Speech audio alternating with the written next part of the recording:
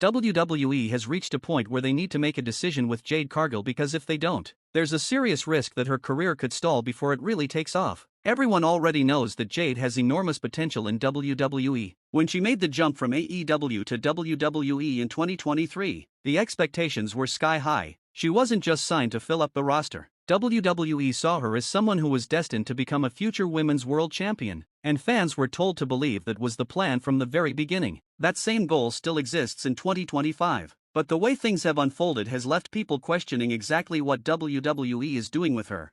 Let's rewind and set the stage. Jade Cargill managed to win the Queen of the Ring tournament in 2025, something that was supposed to mark the beginning of her breakout year. WWE had been preparing her rise carefully for a while AEW, the company she left behind, struggled to maintain her star power after she walked away in 2023. Once she came to WWE, the company seemed determined to do everything in their power to maximize her value and make her one of the biggest stars in women's wrestling. They carefully crafted her debut, choosing the 2024 Royal Rumble as the perfect moment to introduce her to the WWE audience. Everything was done with precision. Her entrance was designed to be flawless. Her gear and presentation were polished. Her in-ring work was framed to look strong. And most importantly, they protected her by limiting her speaking roles. Another calculated move was turning her into a babyface, which surprised many fans who assumed she would continue as the intimidating heel that had defined her run in AEW. WWE paired her with one of their most popular female stars, Bianca Belair, to form a tag team. This wasn't just a random decision. It was a strategic move to shield Jade from criticism and give her credibility by association. Together, they even captured the Women's Tag Team Championships twice. WWE micromanaged Jade's presentation throughout this period, making sure to minimize any negative spotlight on her while keeping her aura intact. But then 2025 came, and WWE shifted strategies. This year has been the complete opposite of her initial run. Instead of protecting her, they started letting her talk more on the microphone. Instead of hiding her weaknesses, they asked her to sell more in matches, allowing her opponents to get more offense in. WWE also began to branch her out into a singles role, giving her the push that fans had been waiting for. They put her in a feud with Naomi, which ended up being one of the best rivalries of the year. She gained more credibility by beating Asuka in the Queen of the Ring tournament finals, which should have been a career-making moment. With all of this momentum, WWE then set Jade up for her biggest opportunity yet, a championship match against Tiffany Stratton at SummerSlam. On paper, it looked like the perfect scenario. Jade had been built up as a dominant star, the Queen of the Ring winner, and a fresh face who could step into the main event women's title picture. Fans believed it was the right time to put the belt on her and finally solidify her as a top star. But instead, WWE shocked everyone by having her lose to Tiffany Stratton. That single decision turned into a devastating blow to her momentum. The loss left fans scratching their heads, wondering why WWE chose to derail her push right when it mattered most. So the big question becomes, what should WWE actually do with Jade Cargill now? Interestingly, this question was recently addressed by WWE Hall of Famer Kevin Nash on his podcast. Click this. Nash didn't hold back when discussing Jade's current position, and he made a strong case that she has been miscast from the beginning. He believes Jade Cargill's true money-making potential lies in being a heel, not a babyface.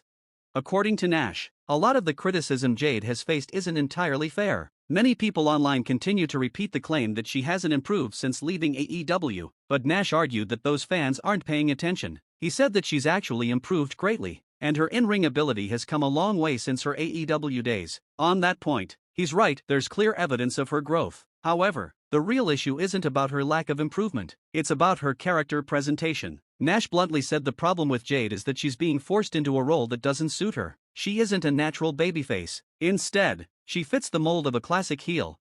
Nash explained that Jade has a look that is almost larger than life, like a Marvel comic book character. She carries herself with confidence and has an aura that screams superiority. These are all qualities that make her better suited for a villainous role. He even went as far as calling her a narcissist in terms of how she presents herself, which is exactly what makes her so easy to dislike. In wrestling, those are the traits of a money-drawing heel. Nash said his advice to her would be simple: stop trying to fight against what works, just embrace the fact that she's a heel. He also speculated about why WWE hasn't gone that route yet. According to him, it's probably part of WWE's long-term plan to eventually make that turn, but the company has tried to experiment with her as a babyface first. He believes that turning Jade heel opens up far more opportunities, such as running it back with Tiffany Stratton in a rematch, or working a major program against Rhea Ripley. Breaking down Nash's comments, he actually made 4 strong points. First, the criticism Jade has faced has always been part of her career, dating all the way back to her AEW days. People have constantly said she was overhyped, that she underdelivers, or that she's been given more than she deserves without earning it. She's been called too green, accused of not being able to talk, and her matches are often criticized for being either too short to mean anything or too long and exposing her weaknesses. Others have claimed she doesn't sell properly in the ring, either no selling moves or overselling them. These criticisms have followed her no matter where she's gone.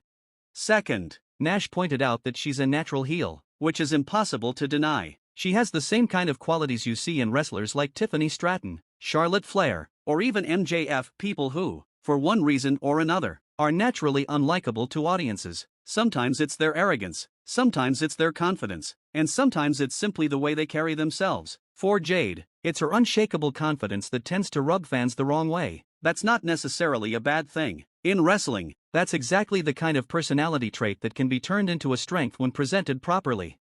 Third, Nash is right that she genuinely does look like a superhero or villain from a comic book. Her physique, her presence, and her style are unlike anyone else on the roster. That type of presentation makes her larger than life, which is a gift in professional wrestling. But when you take someone who naturally comes across as intimidating and dominant and try to present them as a smiling babyface, it creates a disconnect with the audience. Finally, Nash emphasized that the money is always in going with what works. WWE doesn't need to reinvent the wheel with Jade Cargill. They just need to stop forcing her into a role that doesn't suit her and let her be who she is, a dominant, arrogant, and unstoppable heel. Heels in wrestling are always most effective when they take a kernel of truth and exploit it. If fans already dislike Jade for being confident or seemingly arrogant, then all she needs to do is lean into that and amplify it. That's the art of being a heel, taking the real-life criticisms and turning them into fuel for your character. The truth is, WWE has to start looking at Jade not just from the perspective of what they want her to be, but from the standpoint of business. Wrestling has always been about drawing money. The goal is to put the product in front of as many eyes as possible and convince people to pay to watch. If Jade as a heel is more compelling, then WWE needs to embrace that instead of resisting it. There's also a comparison here with Jey Uso. Fans rallied behind him, and WWE gave him a push as a single star. But eventually, he hit a ceiling. No matter how popular he was, there were limitations that kept him from being the true top guy. In Jade's case, the same reality exists. To be a main event level star, you have to be able to handle the pressure of talking without stumbling, working matches without mistakes, and connecting with the audience in a way that feels authentic. Jade still has to prove she can reach that level. That doesn't mean she can't be a star. There's a difference between being a main eventer and being a top star. She can absolutely still be one of WWE's most marketable names even without consistently headlining shows. What matters is how WWE presents her. If they keep trying to force her as a babyface, they risk alienating fans and wasting her potential. But if they embrace her as a heel, the path forward becomes much clearer. At the end of the day, Jade Cargill is money. WWE knows it, which is why they've invested so much in her. The only question is whether they'll finally stop fighting against her natural character and let her embrace what makes her special. Wrestling has always thrived on characters who lean into who they truly are, and Jade is no different. The sooner WWE accepts that she's built to be a heel, the sooner she can rise to the top and fulfill the promise that came with her signing.